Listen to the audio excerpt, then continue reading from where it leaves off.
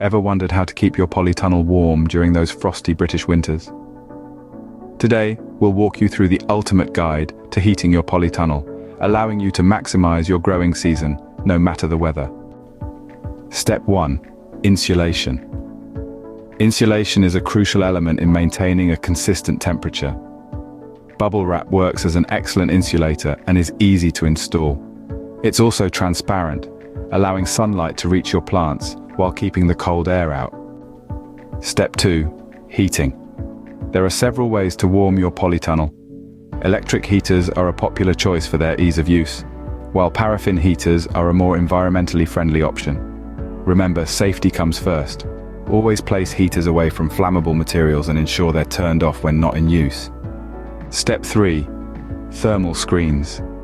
These handy devices can help to trap heat during the day and release it slowly during the night, maintaining a consistent temperature.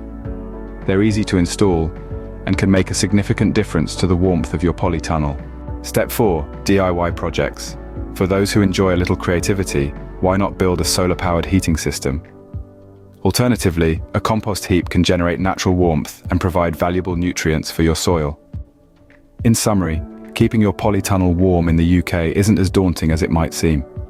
With the right insulation, heating methods, thermal screens, and a little DIY, you can create a cozy environment for your plants to thrive in all year round. Remember, the key to a successful polytunnel is consistency. Your plants need a stable environment to grow, and with these tips, you can provide just that. So don't let the cold weather hold you back. Turn your polytunnel into a warm oasis for your plants, and watch your garden flourish throughout the year.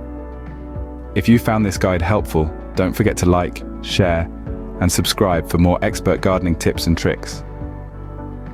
Happy gardening!